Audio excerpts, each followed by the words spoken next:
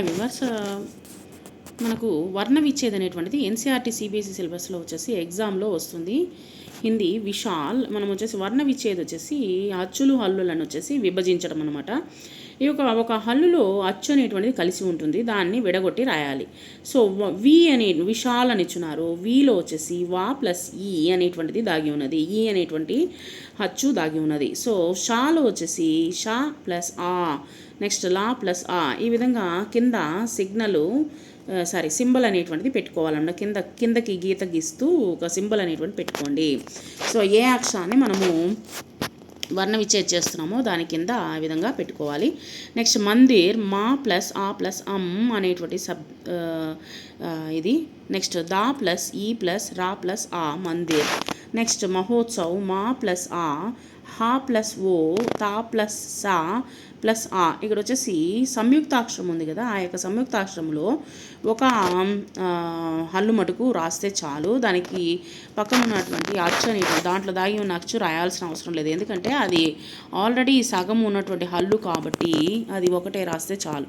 తా ప్లస్ సా ప్లస్ ఆ, వా ప్లస్ ఆ గుజరాత్, గా ప్లస్ ఊ ప్లస్ జా ప్లస్ ఆ, రా ప్లస్ ఆ, తా ప్లస్ ఆ. నెక్స్ట్ ఆశ్రమ్ ఆ ప్లస్ షా ప్లస్ రా ప్లస్ ఆ ప్లస్ మా ప్లస్ ఆ. సో షాలో రా అనేటువంటిది సగం దాగి ఉంది కాబట్టి సగమే ఒకటే రాస్తే చాలు. దాని పక్కన ఆ అనేటువంటి రాయాల్సిన అవసరం లేదు, ఎందుకంటే షాలో షా అనేటువంటిది సగమే ఉంది కాబట్టి రా అనేటువంటిది ఫుల్గా ఉంది కాబట్టి ఆ అనేటువంటి అక్షరము వస్తుంది, అచ్చు అనేటువంటిది వస్తుంది.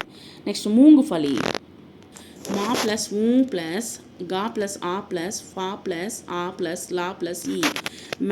మ్యాన్చెస్టర్ మా ప్లస్ ఐ నా ప్లస్ ఆ ప్లస్ చా ప్లస్ ఏ ప్లస్ సా ప్లస్ సా అనేటువంటిది సగమే ఉంది కాబట్టి సా అనేటువంటి రాస్తే చాలు. ప్లస్ టా ప్లస్ ఆ ప్లస్ రా ప్లస్ ఆ. సో ఇది మటుకు చిన్నదిగా మనం గుర్తుంచుకుంటే చాలు.